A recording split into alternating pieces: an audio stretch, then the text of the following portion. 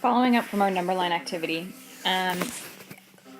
observing and having conversations with you guys, I realized that some of the inconsistencies are coming from lack of knowing or experience with common fractions. And you're going to see fractions in money, cooking, and stuff like carpentry, like drill bits and screws and nails, things like that. So some of it becomes more comfort as you have experience in various things, but let's go with where we're at and the skills that we have right now. We know that a proper fraction, when the numerator is smaller than the denominator, we're going to use a number line between 0 and 1. So right there, stating a proper fraction, the numerator is less than the denominator, I know that it's less than 1 whole, is your first step to justifying why you chose this size number line. You guys have common knowledge that half is in the middle, so I know that's my half mark. But how do you go, where do you go from here? Most of us are comfortable that this is 1/4 with money, and even in the way that I'm saying that. So decimal 25, decimal 50, or 50, and that 3/4 is here, being 75. How do we prove that mathematically? Well, if we look at this is a half,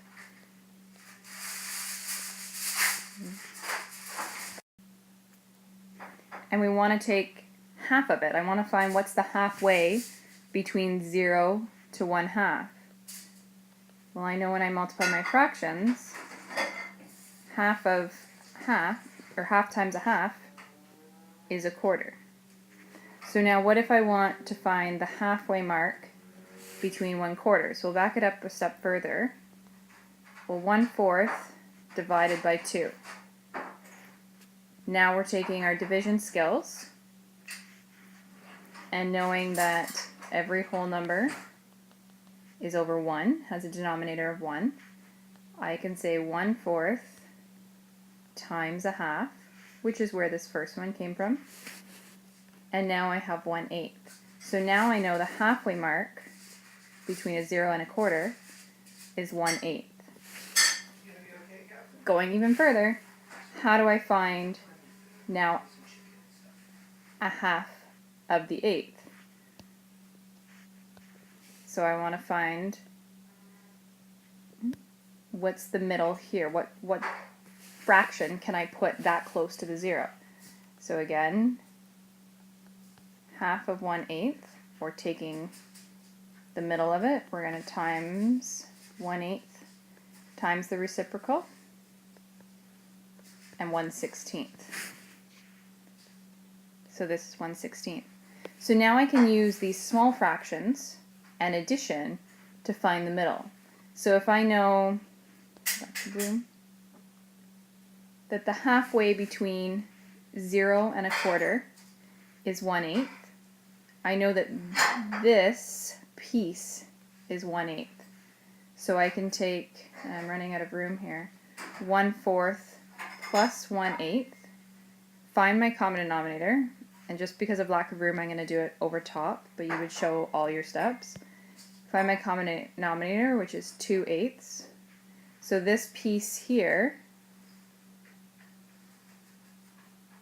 is 3/8.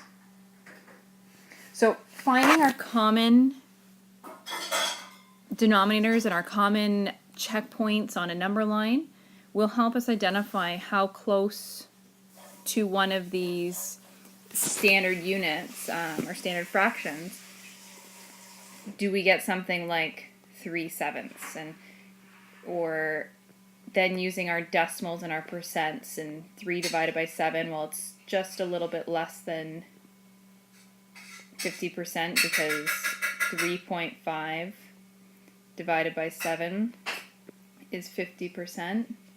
So we know it's just going to be a little bit less. Now finding the common denominators like everybody did with that first problem, but we can now compare it to more fractions. I can compare it to 1/4. I can compare it to 3/8 and have more accuracy. I could add the 16ths, or even, let's take it one step further and use multiplication again. If here is 1/16, 1/16, 1/16, 1/16. So I'm going to erase some stuff. That should say that 1/16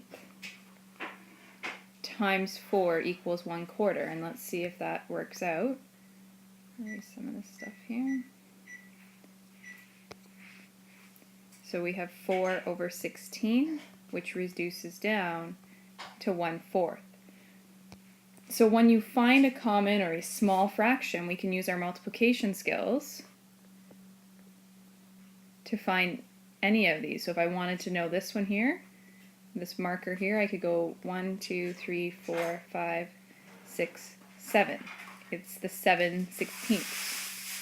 7 times, oops. Okay, so the multiplication, the addition, the common denominators, all can work together to find different parts. So quarters, eighths, and sixteenths are very common in fractions. Using thirds. Thirds is another one that's very common. Let's find the line. Okay, well. So again, between 1 and 0, and breaking it in gets not the best. Into thirds. 2/3, and 1/2 would be 3/3. Well, what's half of 1/3? 1/3 times the reciprocal equals 1/6. So this is 1/6. And again, I can use my multiplication by knowing that this is a 6, that's a 6, that's a 6, that's a 6, a 6, and a 6. If I wanted to get it even smaller, I can find out what's between, what's half of 1/6. 1/6 times the reciprocal is 1/12. And now I can get even closer to an accurate estimation. So starting with the fractions you're comfortable with, whether it's thirds or quarters or fifths. Sometimes it depends on what numbers you're using. Some drill bits come in ninths or 32s. And using halves to find something that's common between them.